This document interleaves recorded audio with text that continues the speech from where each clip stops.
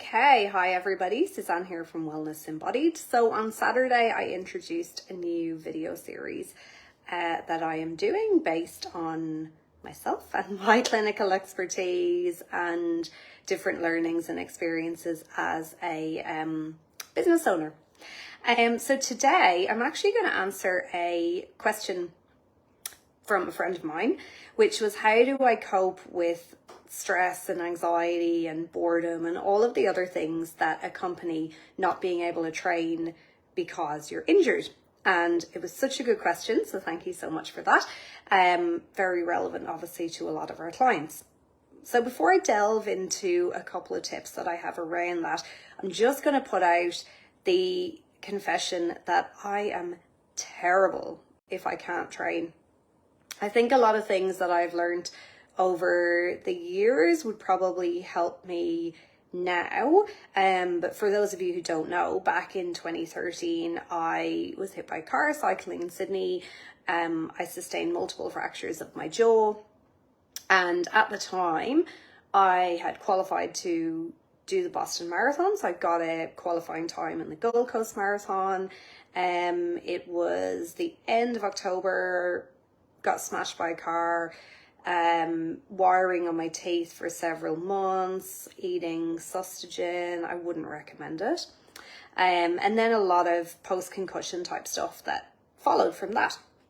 So I wound up going to do the Boston Marathon, which was in, I think, April. It was actually the year after the bombings. But yeah, and that was, you know, I want to say it was great to be able to do it, but I really wasn't at my best and my training was really sporadic. And I think knowing then what I know now, I would have been a lot better prepared, but also a lot better able to deal with a lot of the stress from not training. And I think for any of us who, you know, participate in any sort of sport, running, cycling, whatever it is, we probably never want to do something as much as when we can't do it. Like if I can't run, it suddenly becomes I want to go running every day. So yeah. So what I would suggest if you are injured and you can't train, the first thing is the concept of impermanence. And this is something I'll touch on with relationship to recovery and finding joy and managing stress and avoiding burnout and all of those things. But nothing's permanent. So, you know, I might be having a bad day today. I can tell myself, okay, look, it's a bad day today.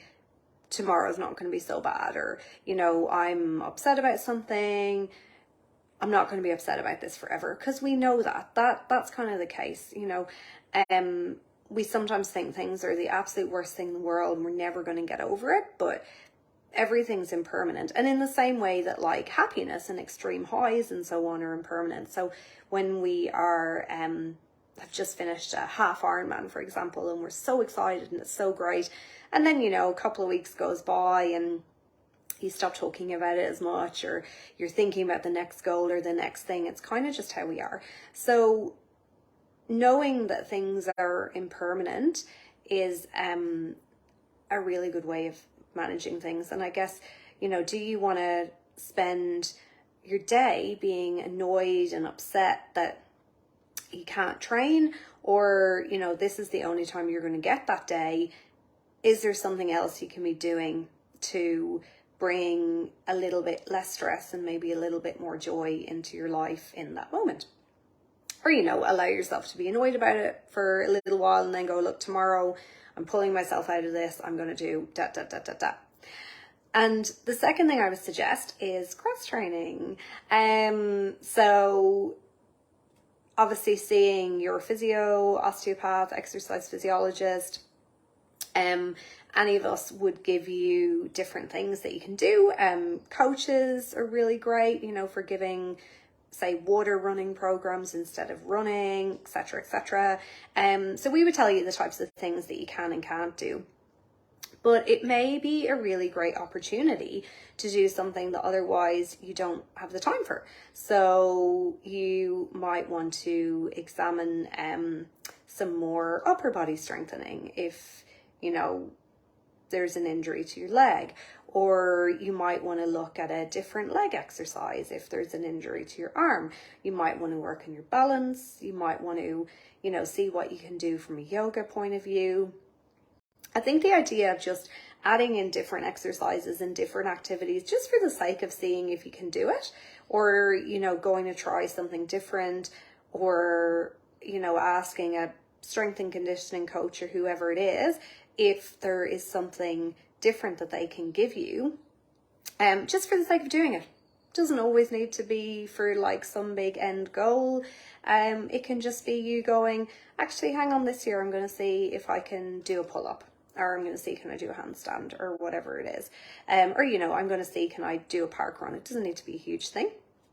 And you really only need 20 minutes a day of, say, like yoga or a little bit of strength training or whatever it is to start making a difference. So yeah, impermanence and cross training.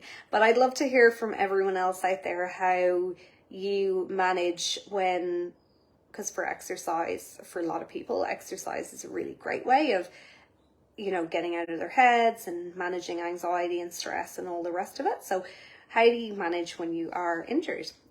Look forward to hearing. See you soon.